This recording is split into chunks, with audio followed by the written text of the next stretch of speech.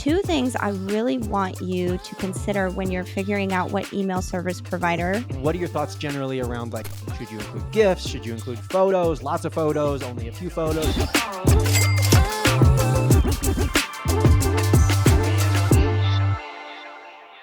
Hey there, and welcome to today's episode of Social Media Moneymakers, part of the Stan family of podcasts. And today, I'm really excited to get to talk about something that we've really just been scratching the surface of with our first 9 episodes, which, by the way, if you haven't listened to any of our previous 9 episodes, I highly recommend you do, because we've had some powerhouses of knowledge, some really great guests, primarily focusing on growing an audience, building a following, and making money on social media.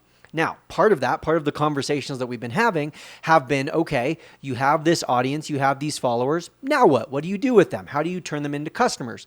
And almost every single person, I don't care if it's Marketing Harry or Modern Millie or Maya Nicole or Emily Cooper, or anyone who we've talked to so far, they've almost all mentioned an email list and the importance of an email list and how valuable an email list is and how, regardless of how many followers you have, you should be building an email list. And that's why today I'm so excited to bring on an actual email marketing expert onto the show. Now, before I get into introducing her, or before we get into the actual interview, I do want to let you know that Stan actually has the capability to collect emails for you right in your Stan store, and then you can even send them emails directly set up from within Stan. So if you're looking for an easy all-in-one platform, maybe you're already a Stan user, I would highly recommend checking out Stan's capabilities for email marketing. But today, we're going to get into what are the best practices. We're going to get into how long should the email be, how frequently should you send an email, how long should your subject line be, when should you start building an email list, like do you have to wait till you're at 1,000 or 10,000 or 100,000 followers, should you be selling in every single email? All of those questions will be answered today by none other than Liz Wilcox. And yes, that's the same Liz Wilcox from season 46 of Survivor, which I won't spoil, and in fact, I actually haven't even watched it myself, so don't spoil it for me, but Liz is on the show. She has called herself the Queen of Cringe so far in that season. Highly recommend checking that out if you're looking for maybe a TV show to watch this evening. But before we get into that, of course, let's learn something. Let's get some value. Let's make our business lives better by listening to this conversation that I had with Liz. Truly, so much knowledge, so many practical insights that you can take away from today's episode. I know myself personally, I was taking notes. I actually have quite a few notes that I'm going to implement into my own email marketing based off what I learned from Liz in today's podcast. So without further ado, here's the interview. Hello, Liz. Welcome to the podcast. Oh my gosh, I'm so excited. I'm so excited to have you here, especially because, like we were talking about off air, all of our episodes so far, we have to some degree talked about the importance of email marketing. Like, all of the episodes have focused on growing your social media following, but then every single person has talked about building your email list and freemiums and opt-ins and the importance, but we haven't dove deep or dived deep into that world. So today we're going to, but I want to start with what a lot of my listeners, a lot of my followers believe and what they message me, which is email marketing dead? Like, is there any purpose for email marketing? So I would love to just kind of begin and set the groundwork for where we're headed today with giving you the microphone to basically make the argument, make the case as to why we should care about email marketing. Sure. Not only is email marketing still alive, it is on and popping, my friends. I did the math a couple weeks ago, and for every dollar I spent with email marketing last year, I made $166 in Ooh, return. wow. So, and the average is $40 in return. So even if you're just seeing average results, you can see results. And I just love email marketing. And I love that this is a podcast about social media, because raise your hand if you were alive in 2022, right? And raise your hand if you remember when a billionaire bought a social media platform, changed its name, and lost all of its sponsors and advertising. Mhm. If you had built your entire following on that social media platform, which a lot of authors, journalists, sports, and fandoms did, Mhm. you might be wondering, where the heck are my eyeballs? Yeah. Oh my gosh, my traffic is down. My sponsors have left me. And, I'm feeling a little high and dry right now. Yeah. That's why email marketing is your number one asset. Unlike social media, and I say this with love, you can own your email list and it's consent based. Sure, we all consent to seeing advertising on social media, but it's not very specific. With email marketing, I opt in to hear more from Brock. Brock opts in to hear more from you. It's consent based. You own it. And that's why I can come on here and say, oh, for every dollar you spend, you can get $40 in return. Email marketing is not dead. It is here to stay, baby. Yeah, I absolutely agree. I second everything that you said. And besides just the case of a billionaire buying a certain platform and then, for lack of a better word, destroying said platform and then crushing everyone's reach on the platform, like there's just so many other examples of how you could lose access to your followers. Like I think of, it was about a week ago. I think it was exactly a week ago at the time we're recording this. Instagram and Facebook shut down.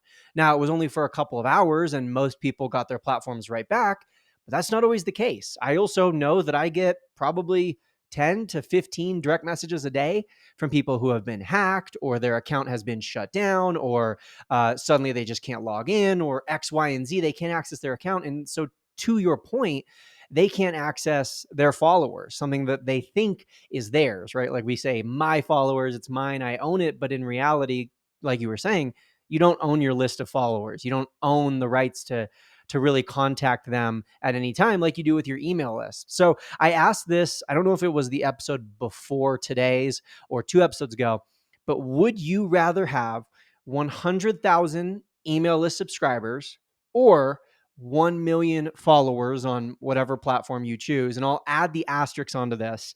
You can't say, well, I'll take the million followers because I'm just going to convert them all into my email list anyways. So which one would you choose?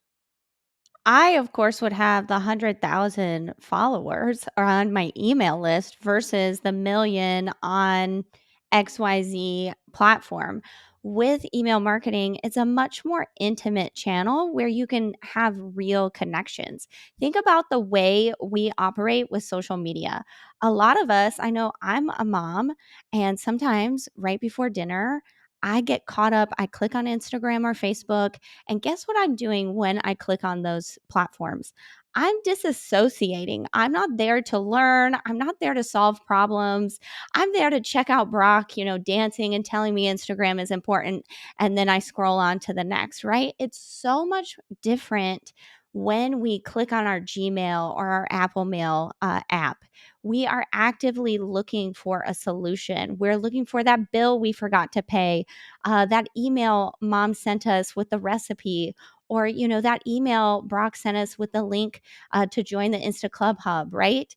We're actively looking for solutions in our inbox. It's so much more different than social media, where we're kind of looking to be entertained, looking to check out, looking to smile. It's just a different way of interacting online, and it's a much more lucrative way for us creators to interact with our audience. Yeah, I absolutely agree. And I think when I asked that question the other day, I didn't add the asterisks of like, but you can't convert the followers into your email list. And so I totally agree. I think that the email list is far more valuable, even if it's, a tenth of the size. So let's start with just a very simple question.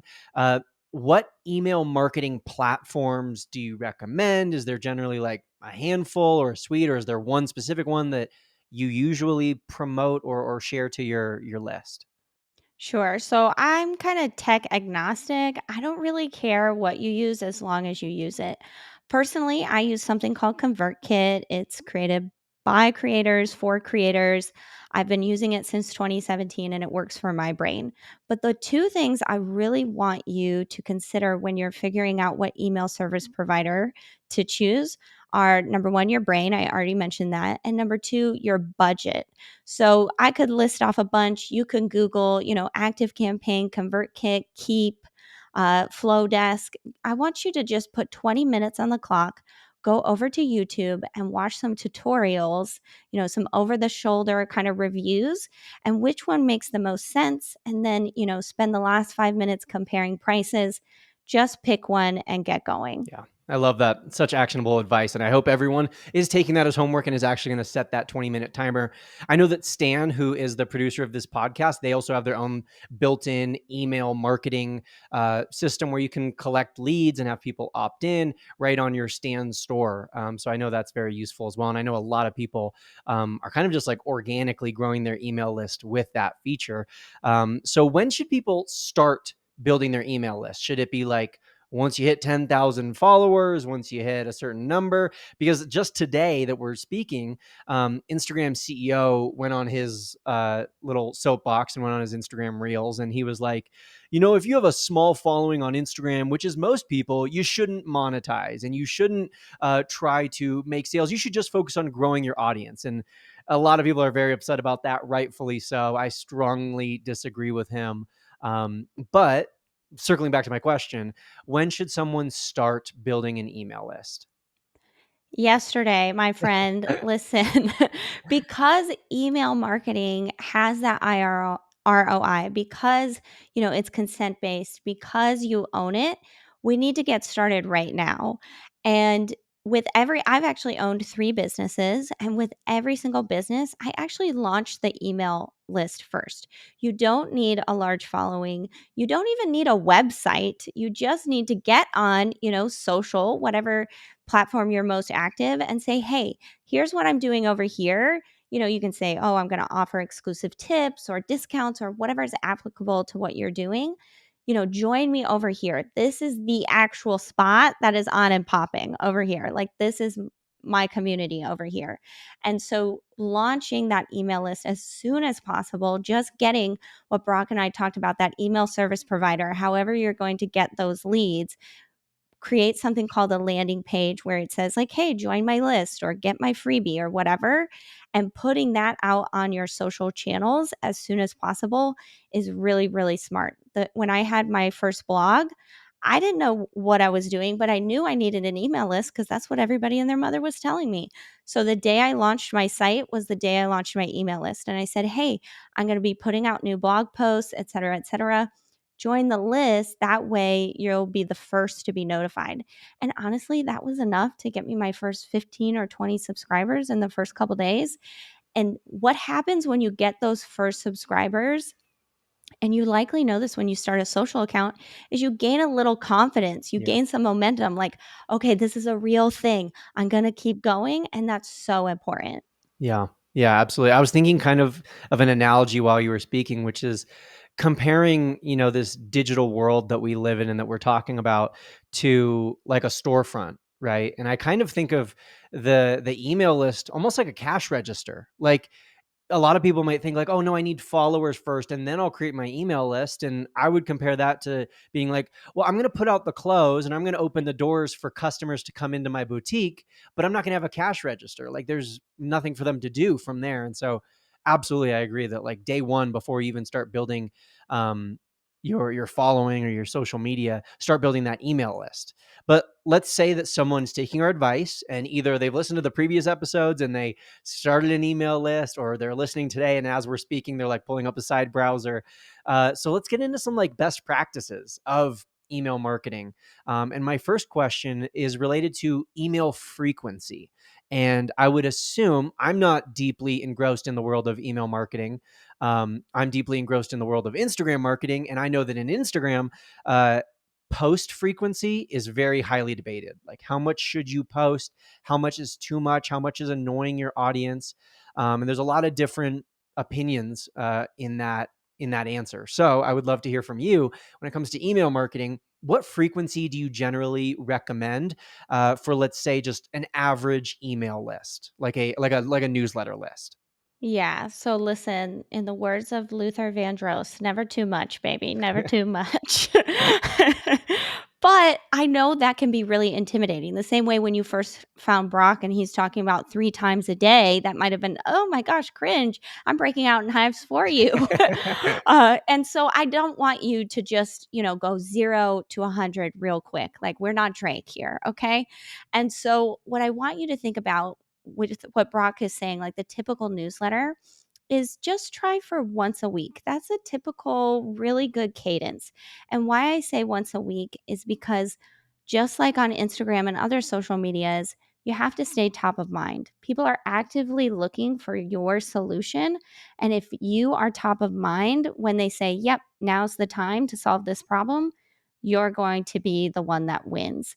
And so, just like going to the gym or just like trying to go up to, 3 Instagram reels a day, you don't just start right there, right? You got to go in, get on the treadmill for 5 minutes, come back the next day, do it 6 minutes, 7 minutes, right? And so with email, just start building that list. Maybe you commit to once a month, and then a month or two goes by, you say, okay, that's not bad.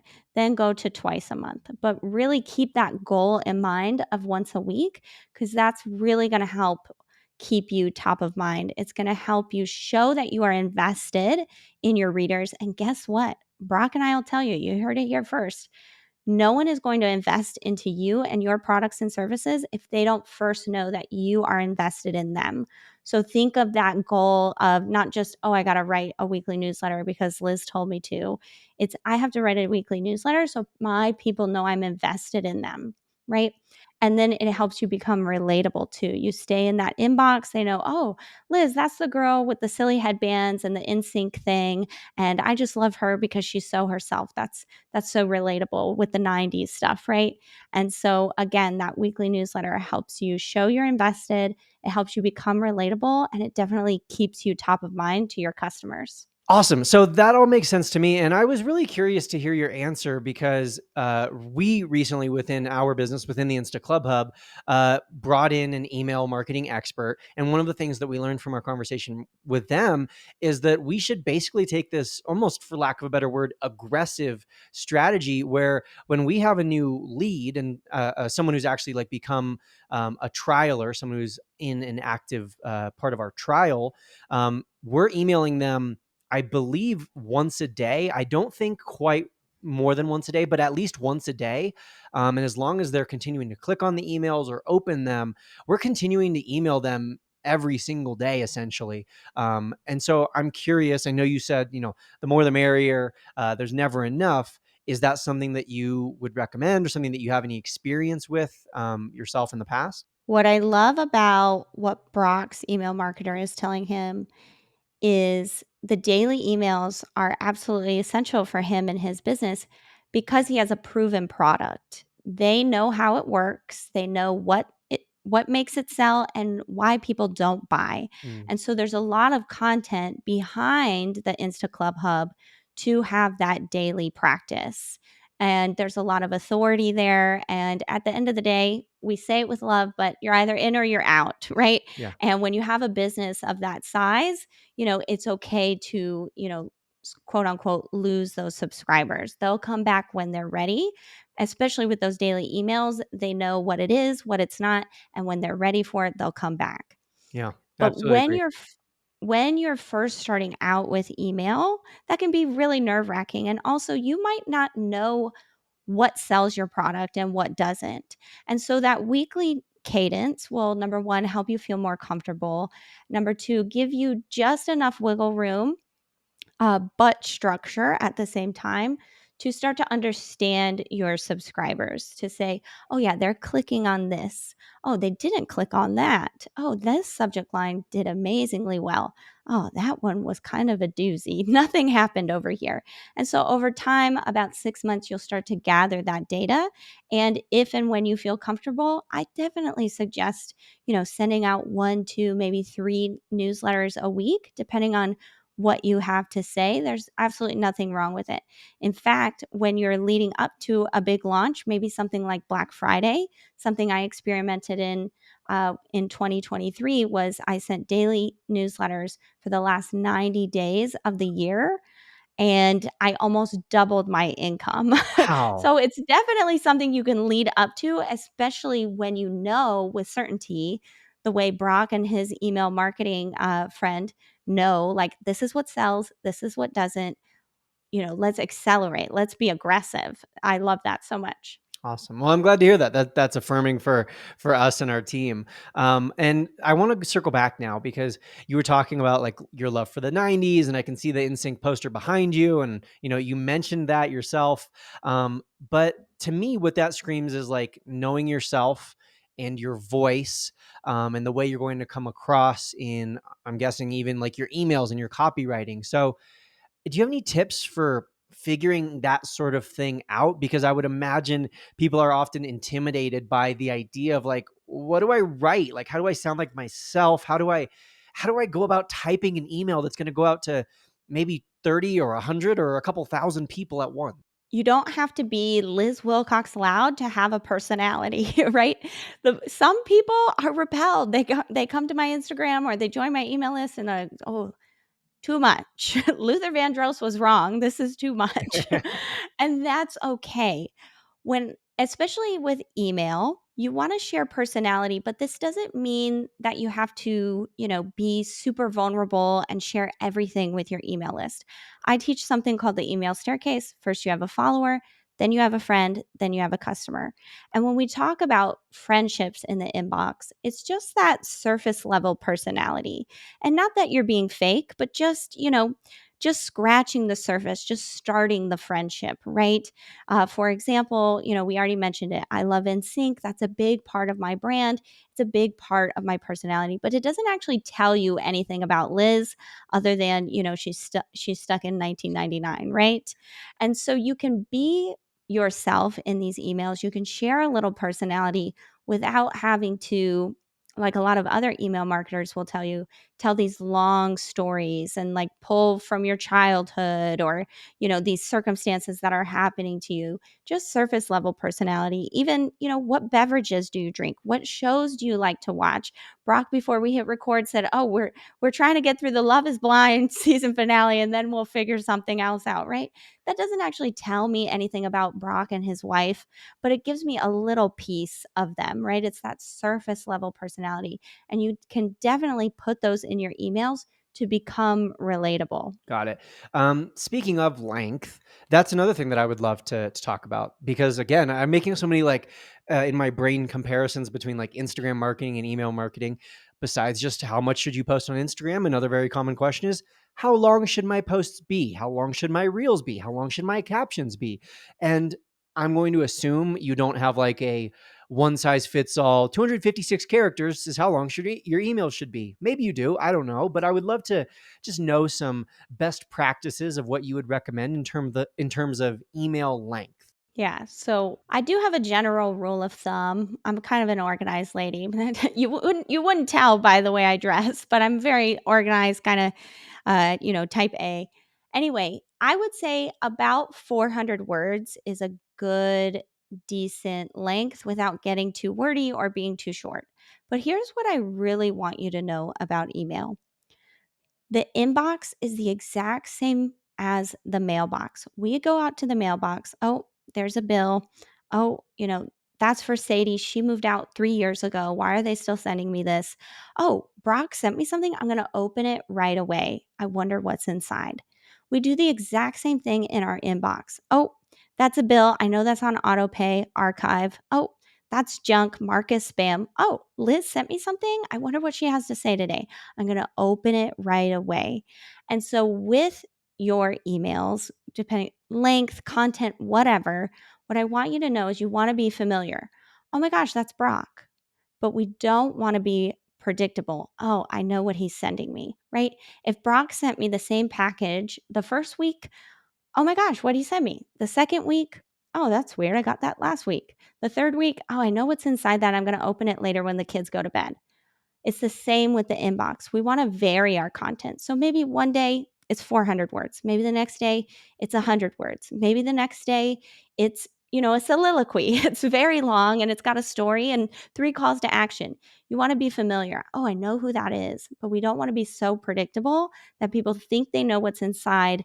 It goes to page 2 and it's forever unopened. Okay, so I would love to then dive into this topic around like what do you actually put in your emails, because I think a lot of people hear email marketing and they think marketing equals selling, and so it's just really email selling. So what do you put in your emails besides just sales copyright? Yeah. So remember what I said at the top of the hour. We want to show that we are invested in our subscriber. We want to become relatable and we want to stay top of mind, right? So within your content, showing you're invested by things like, hey, I just listened to this podcast episode. Here are the three things I learned, right? Sharing that you listened to the podcast episode that's within your industry shows you're invested in the topic, right? Even saying something like, I bought a new camera so I can have better YouTube videos. That shows you are invested. Also, how are you invested in the vision you have for your potential clients and students, right? My vision for you, you make money with email marketing. I don't care about anything else. No offense. I don't care about your social media. I don't care about your podcast. All I care about is that your list is monetized. So, sharing how I'm invested so that we can get closer to that finish line is really, really important. Also, that relatability piece, right? Oh, my refrigerator broke. In the middle of recording a podcast episode, my internet went down. What's more relatable than that, right? Uh, I was recording and my dogs walked in, right? Sharing things, little tidbits like that of life really help you just have something to write, number one, and help you connect with your audience. You might think, oh, my audience doesn't care. I've got to tell these big, long stories. But just like Brock teaches you, like with your Instagram reels, they can be, some B roll with some content over it or something silly. You can have bedhead and a dirty sweater. It doesn't have to be perfect. That's what actually connects you to your audience. It's the same in the inbox. So sharing things like that is really good. And I think, can I share my 20-minute newsletter framework? Is that okay? Cool. So I always say, like, if it takes more than 20 minutes, you're doing it wrong. So, really, what you want to do is just greet them, share a personal update. And those were all the little suggestions I gave you. And don't try to tell stories. Don't try to be interesting. Leave that for celebrities. Just be relatable, right? And the personal update is just 2 to 3 sentences about something you've done since the last time you emailed them. Took my dogs for a walk, recorded a podcast, picked up my kid from school, bought a new NSYNC poster, right? Whatever, right? And then segue into the content that you really have to share. Whether you're a podcast host, so you've got a new episode, you do YouTube and you're just starting out and you want some subscribers over there. You found a TikTok that you found hilarious and you want to share with your audience, right? It can be anything. Or, hey, I've got 2 spots open for my audits this week. Click over here, right? So you can sell or you can, share other free links, or maybe it's just a couple tips that you learned from a podcast, whatever. And then get out of there. So again, it's just greeting, personal update, segue into the content.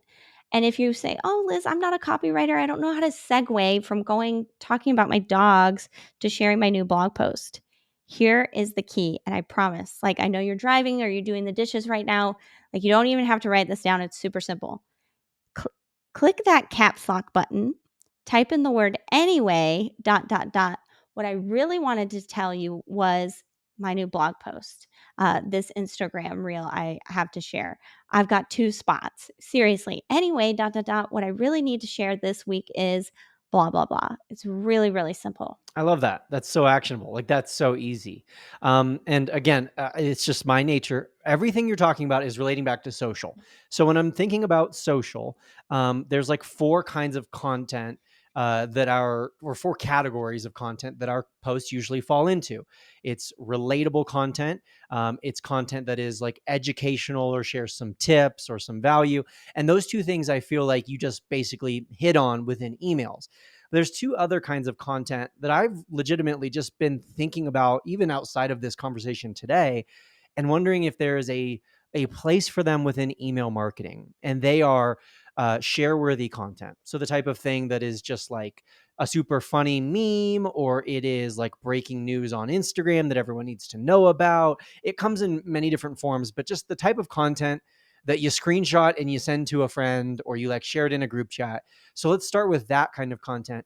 Do you see very many people using that? Is that a thing? Is that worth your time in email marketing, or is that not really worth it? It's absolutely worth it. It's like when you go to the bowling alley and they don't let you bring in your own pizza. You don't really like to go to that bowling alley anymore, right? You don't want to be the guy that's only sending your own content with an email, right? It goes back to showing that you are invested in them and you are invested in your industry by sharing what Brock is talking about, other people's content, that share worthy. Oh, I saw this TikTok. It made me laugh. You're going to love it. Or, oh my gosh, you'll never guess this article. I couldn't believe tip number 3. I think everybody needs this, right? So definitely sharing, other people's content. I'm down with that. I love that so much. And it's definitely an underutilized strategy, especially, and I'm sure you guys, you're listening, you have to come up with a bunch of social media content ideas to add on to an email marketing content idea is so rough. I get it. And so just finding other people's content to share is going to take that load off and show that you are an expert in your industry because you're actively searching for the same things they are and you're the one curating that content and giving it to them. Gotcha. Okay. Well, I feel validated. That was something that I wanted to start doing with my own email list. So something I will definitely start doing. And then the fourth, to circle back to my previous question, the fourth kind of content is content that just generally sparks conversation, whether it's asking people for their feedback or it's content that can be controversial sometimes. But this is something that I do kind of regularly within my email list. And I feel like it fits for me and who I am. But anyways, I sent an email to my list. I have it pulled up here. I sent it last week and I said, hey, I just wanted to pop in your email or pop in your inbox to see how your first few months of 2024 have been in business and social media. What you're struggling with these days? Do you have any wins you want to share? I'd love to hear from you. Please feel free to reply directly to this email. That was the whole email. And I've received well over 100 replies and responses in my inbox. But I want to ask, like, is that common? Is that worth it? Or is that just going to crowd up my inbox and it will hurt my future emails because everyone else is going to be annoyed by this sort of email? Like, what are your thoughts, your raw response to that? This might be my favorite question ever asked, and I've done 3 podcasts today. No joke. Wow. Yeah. This is Thank so you. exciting. I love getting replies to emails. Getting replies to emails, I don't care how large your audience is invaluable. That's called number 1, that's called first party data. And it is more accurate than looking at your open rate, looking at your click rate. Tech is going to be teching, but first party data, someone telling you, this is what I'm struggling with. This was my win this week. Like, that's the most accurate thing you can ever have. And so getting replies to your emails, especially when you're first starting out, or if you're really struggling, you launched and nothing really worked, go back to getting those replies. And Brock has a very established audience. So he got those 100 replies because he has that. If you're just starting out with your email list and you sent something like that, you're probably going to get 0 replies because those are very open ended questions. You want to ask close ended questions. Have you sent out a weekly newsletter? Hit reply yes or no. I really want to know, right? Brock might send, have you posted an Instagram reel in the last 7 days? That I would bet he would get over 1,000 replies I'm if writing that he down. asked that I'm question. sending that out next week. Very yes or no questions.